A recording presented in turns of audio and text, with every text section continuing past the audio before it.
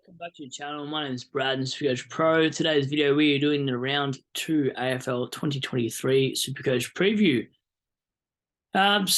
Going into the side, I'll just talk briefly about last night's game. Cats look out of sorts with no backline there, so I wouldn't write them off this year quite yet. Obviously, once Stewart comes back and Henry comes back, I think I'd be all right. Doherty was very concerning. On halftime he was on 50, sort of slowed down a bit. So that's a little bit disappointing from him. I expect him to bounce back. Like Cats are generally a team hard to score against, but a lot of Carlton players still turned up against. So I'm very concerned. He's not really much of a VC option at this point. He's looking like. He only had the 21 touches and he had a couple clangers late, and so that really killed his score. So, concerned maybe this year was the bad idea to go for 600k premium defenders. This is the hardest one, I think, is I'm going Dacos over Ridley. Ridley doesn't have the same ceiling as Dacos, but Ridley has a better floor. But Dacos has a better ceiling, but a lower floor. So, excuse me, I'm really torn about that pick.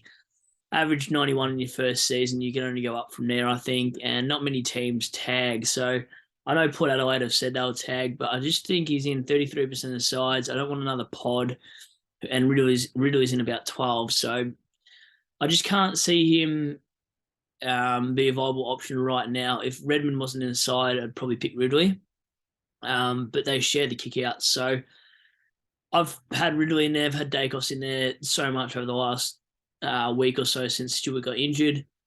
Jones, I'm a little bit concerned about. I kind of want to get McKenna in for Jones now. But you make bugger all money. You make 50k. McKenna against Melbourne. I mean, their lineups. I think he's on Spargo or something like that. So will he get as much freedom as he did the week before?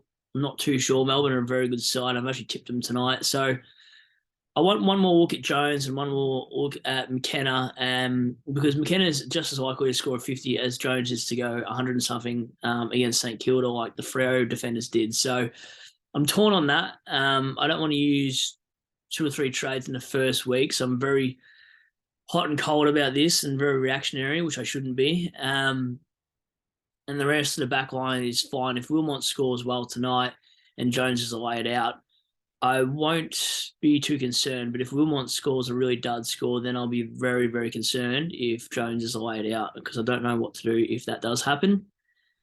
You're probably looking at this side going, why is he VCing Laird? Well, Laird plays Richmond and Richmond give points up. And I just think he'll dominate. I don't think Adelaide will win, but I generally think he'll rack up the ball 30 touches plus and probably kick a goal. So I think he'll bounce back. I'm not going to trade him. I still think he'll be a top 8 mid by the end of the season. So I don't see the point in trading him out at all.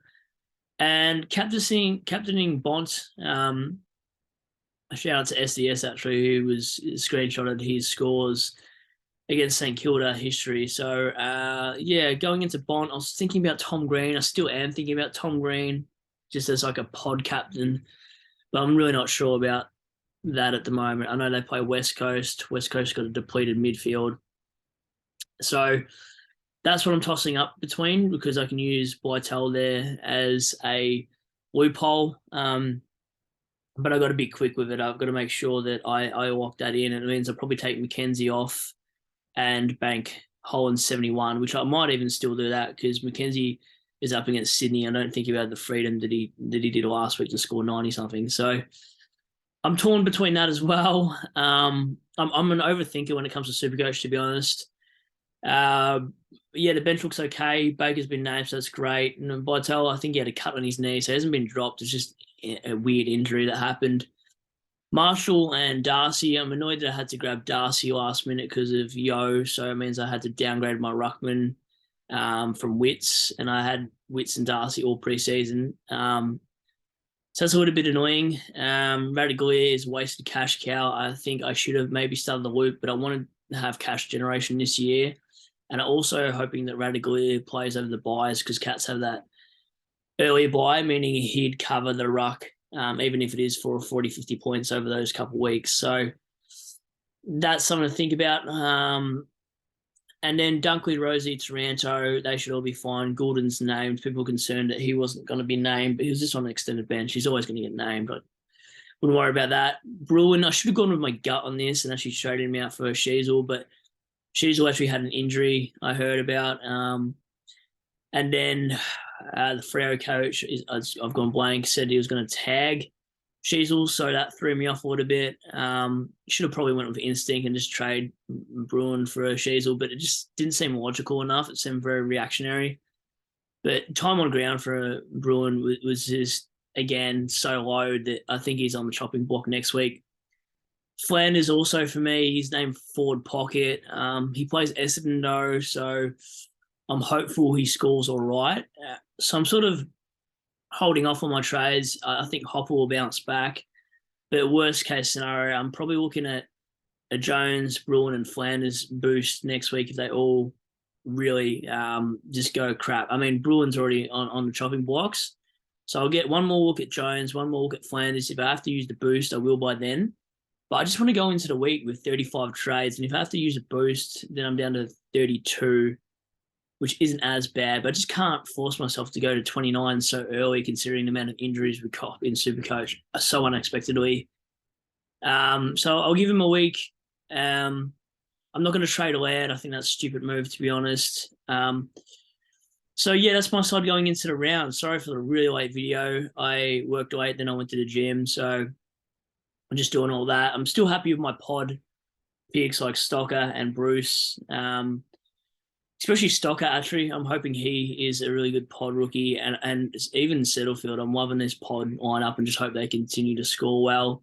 I was unlucky last week for Stewart to go down and Jones to go with a 5 and then Laird as captain. So that's probably the worst start I've ever had in Supercoach.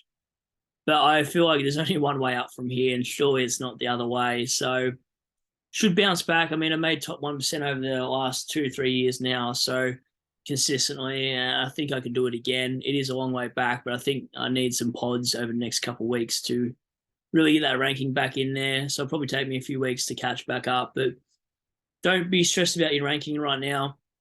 During the buys, you can catch up a lot as well because people burn a lot of trades, and then by around 14, 15, no one has any or very limited, and then you cop injuries and you can play catch up. Or you can play aggressively like some people do, and it sometimes just pays off. So there's horses for courses. Got any trade moves in the comments, chuck them in. Any VCC options that you're tossing up between, let me know, and I'll run you by what I think personally. And yeah, hopefully your team wins on the weekend.